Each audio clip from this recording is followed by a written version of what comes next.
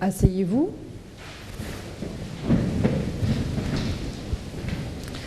Accusé, levez-vous et venez à la barre du tribunal. Vous appelez bien Monsieur Yann Monplaisir? Absolument, Madame la Présidente. Je vais vous lire l'acte d'accusation. La nature, c'est vrai, a doté notre pays d'un certain nombre de caractéristiques qui le font apprécier des touristes. Alors, tout naturellement, nous faisons du tourisme. Vous faites du tourisme. Mais quelle valeur ajoutée avez-vous ajouté précisément à ce cadeau de la nature? À quel moment avez-vous fait votre part? Quel effort avez-vous fait pour nous doter d'atouts dont ne disposent pas les îles voisines qui, comme nous, ont le soleil, la plage et la mer? Et à bien meilleur marché d'ailleurs. C'est parce que vous n'avez rien inventé, rien innové dans ce secteur que vous comparaissez aujourd'hui, Yann Monplaisir, devant le tribunal de nous-mêmes. Vous pouvez regagner votre place. Monsieur le procureur, vous avez la parole. Merci Madame la Présidente. Monsieur Monplaisir, vous êtes ici parce que vous êtes l'un des principaux acteurs du tourisme en Martinique. Et comme l'ensemble de votre corporation, vous vous contentez de proposer à nos touristes, aux touristes étrangers à notre île, de la visiter en particulier en car climatisé, puisque c'est une île et que c'est plus facile de rouler que de passer par la mer. Et surtout que c'est une île qui permet d'apprécier énormément les embouteillages, quelque chose que le touriste vient découvrir chez nous. Comment circuler embouteillé sur une petite île de 90 km². Donc ça fait partie des spécificités touristiques de l'île. Et vous ne vous souciez pas d'aménager la plupart de nos sites pittoresques. Les touristes viennent visiter nos sites pittoresques et ils n'ont pas beaucoup de sanitaires. Une fois sur deux, le site est vraiment vierge de tout aménagement qui leur permettrait de satisfaire des besoins naturels après un parcours extrêmement long dans un car climatisé. Des méthodes pour les sanitaires qui sont en particulier faits par les crabes de terre, mais le touriste n'est pas encore formé à cette utilisation. Et donc, il faudrait peut-être envisager que les guides leur présentent cette particularité très touristique d'utiliser les commodités de la nature. Ensuite, le développement des événementiels qui sont liés à notre culture est assez épisodique. Il y en a quelques manifestations par-ci par-là. Et on voudrait faire du tourisme toute l'année, si possible, puisqu'on a la chance de pouvoir le faire climatologiquement. Ensuite, la circulation dont j'ai parlé au début, personne ne cherche dans le système d'organisation du tourisme à faciliter ou la circulation terrestre ou la circulation maritime. On découvre une semaine par an, sur 52 semaines de l'année, qu'on peut faire le tour de la Martinique avec des embarcations touristiques qui s'appellent les yoles, avec une armée de catamarans qui, les autres semaines, dorment dans les ports du Marin et de la Pointe du Bout, alors qu'ils pourraient toute l'année sillonner les eaux de la Martinique, qui est très très jolie à regarder de la mer. Mais on préfère orienter les touristes vers l'embouteillage de la terre. Ensuite, je voulais que vous précisiez quelle différence vous faites entre les touristes étrangers physiquement à l'île, c'est-à-dire ceux qui viennent de l'extérieur, et les touristes intérieurs, parce que nous avons du tourisme intérieur. Nous avons des gens qui habitent dans les campagnes et qui veulent bien aller à la mer, ou des gens qui habitent au bord de mer qui veulent bien aller à la campagne. Et nos paysages ont la chance, effectivement, comme vous le dites, d'être extrêmement variés, et notre population touriste pourrait faire du tourisme interne, ce qui permettrait, dans les saisons creuses que toute activité touristique connaît, d'avoir une clientèle permanente qui pourrait être satisfaite par les services de vos confrères et de vous-même. Vous avez la parole.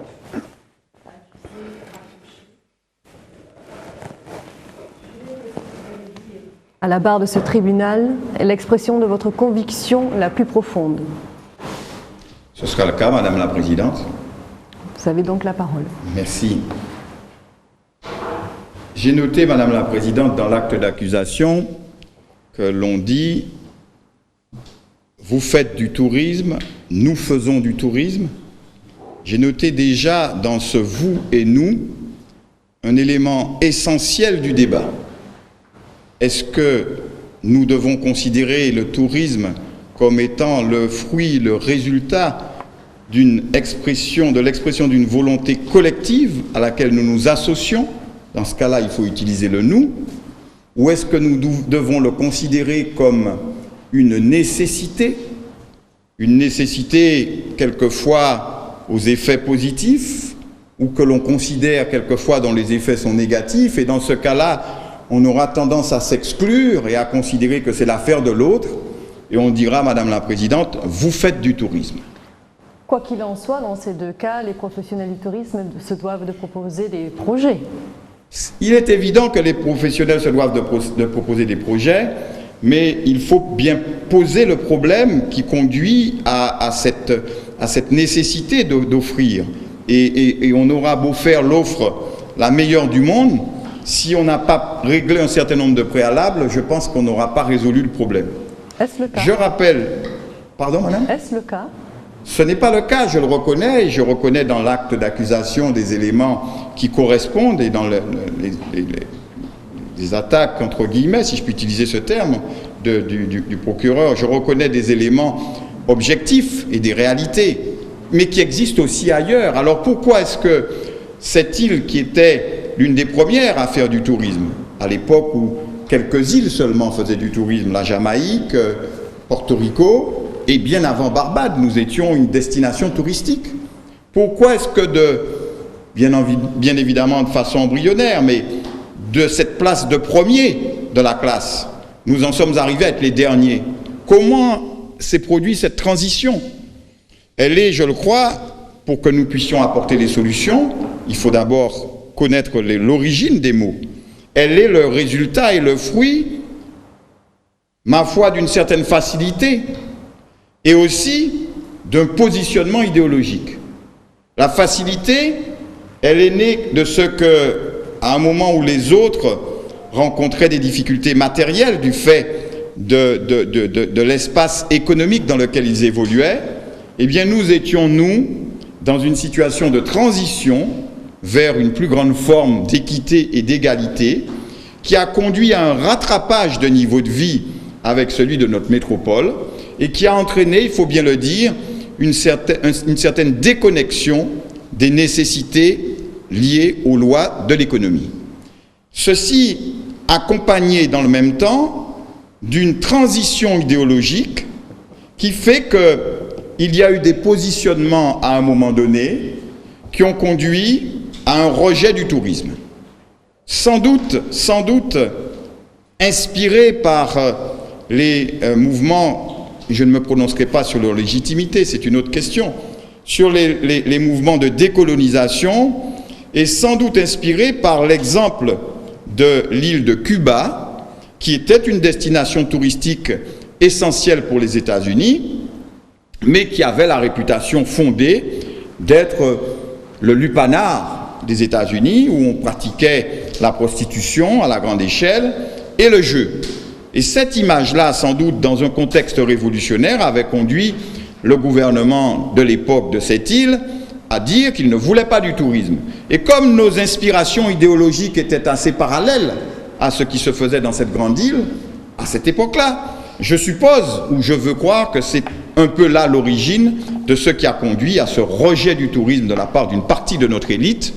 Ce rejet s'est traduit par un rejet au niveau de la population, par une incompréhension, et puis, comme je l'ai dit, il n'y avait pas de nécessité fondamentale de survie, et tout ceci a conduit au fait.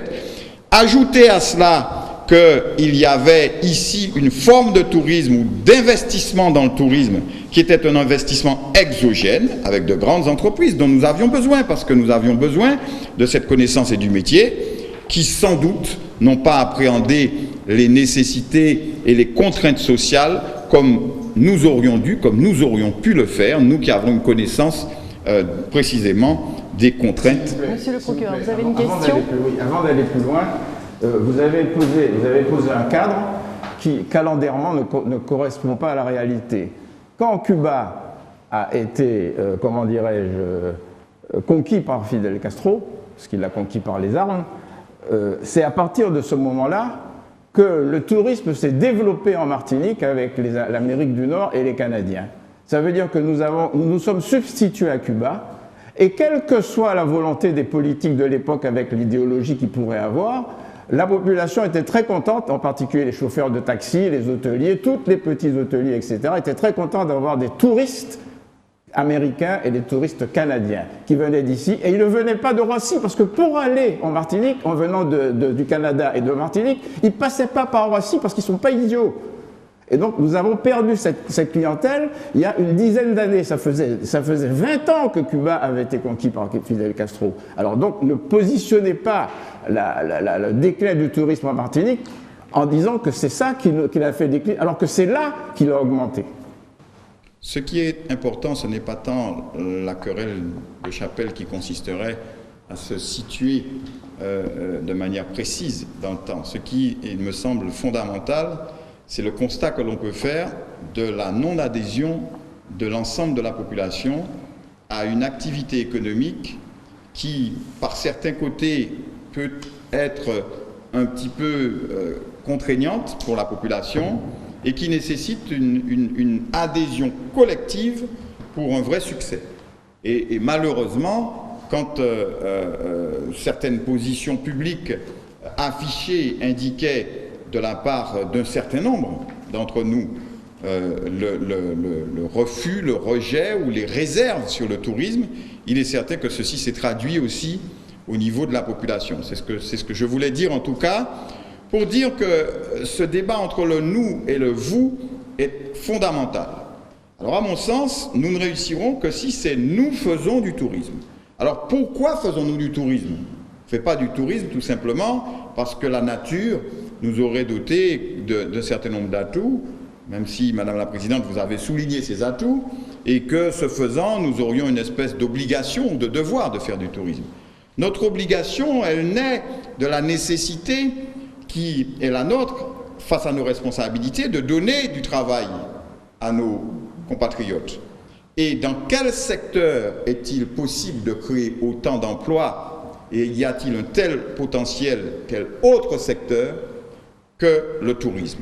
Aujourd'hui, le tourisme emploie directement 4500 personnes, je ne parle pas des emplois induits, ce qui fait de ce secteur un secteur qui emploie plus de personnes, par exemple, que l'agriculture et la pêche réunies. Et donc, c'est déjà le tourisme qui est le moteur numéro 1 de l'emploi, sauf que c'est un moteur en panne aujourd'hui. C'est un moteur qui bafouille. Et alors qu'autour de nous, le taux de croissance du tourisme est un taux de croissance de l'ordre de 2 chiffres, c'est-à-dire plus de 10% dans la plupart des îles qui nous entourent, et ce suit depuis plusieurs décennies, chez nous, ou bien au mieux on a 2 ou 3% de croissance d'une année sur l'autre, ou malheureusement, comme c'est trop souvent le cas, on voit une diminution de la fréquentation. Et donc, le débat central est le nous et le vous. Nous devons vouloir faire du tourisme, et comment devons-nous faire ce tourisme? Alors c'est vrai, à partir de là, à partir du moment où nous avons posé la problématique comme cela, les difficultés inhérentes à l'insularité, à l'exiguïté du territoire, peut-être à cette absence ou cette insuffisance de prise de conscience, se font jour, ce que monsieur le procureur souligne, les difficultés de transport. Et là, je veux dire, on a toutes les raisons de trouver toutes les logiques de ce qu'il conviendrait de faire, et on a effectivement le tribunal, et ne le prenez pas comme une insulte, Madame la Présidente, mais ça pourrait être le tribunal populaire, pas le vôtre, mais celui de la rue, le tribunal des yakas et des faucons. C'est-à-dire que tout paraît très simple. Il faudrait faire ceci, il n'y a qu'à faire cela, mais par quel bout le prendre?